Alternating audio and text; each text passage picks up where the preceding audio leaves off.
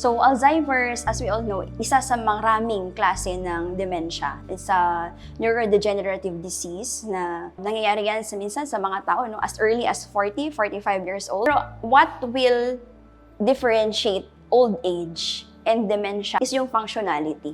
Ibig sabihin, pagising mo sa umaga, hindi ka na makapagtrabaho. Yung mga previous nila na alam, na skills, parang hindi na nila magawa.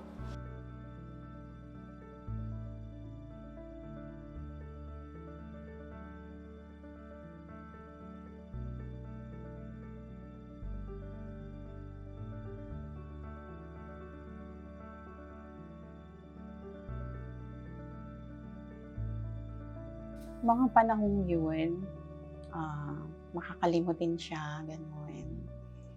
Pag tinatanong namin siya kung ano ang pangalan namin, minsan ako po, hindi niya ho nasasabi yung pangalan ko. Siguro sa hirap na rin po ng buhay, hindi na ho namin siya napacheck at napadiagnose kung ano po yun.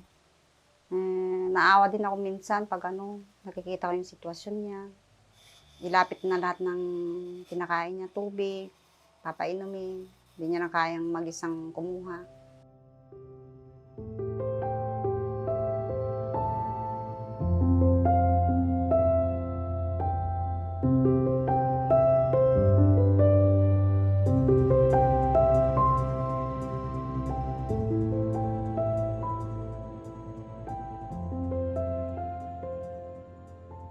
Yung edad po is a robotic device na kayang mag-diagnose ng Alzheimer's disease gamit lang yung mga proteins na nahahanap natin sa dugo. Ang ginagawa ng edad is binibilang niya yung dami ng protein sa dugo. And i-analyze niya yun, may machine learning siya, i-analyze niya yung bilang na yun at madadiagnose niya kung may Alzheimer's disease ba yung isang tao at kung anong stage ng Alzheimer's disease meron yung isang. Yung diagnosis po ng Alzheimer's disease, parang into categories po siya, PET scan and ELISA kits. Pero po, both methods po na po yun is cost-ineffective and invasive po.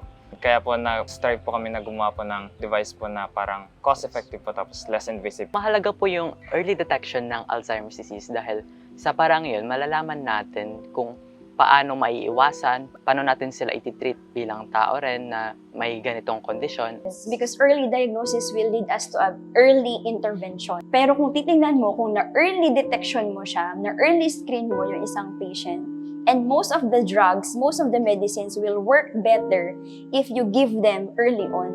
Hindi yung late na.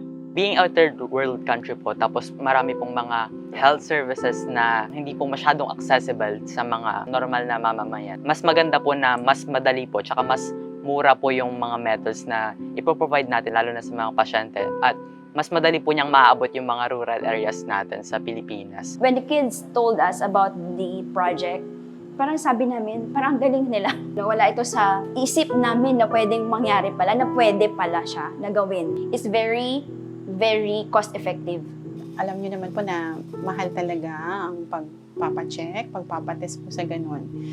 Siguro kung maaga-aga po, baka po siguro hindi rin po ganun kalala.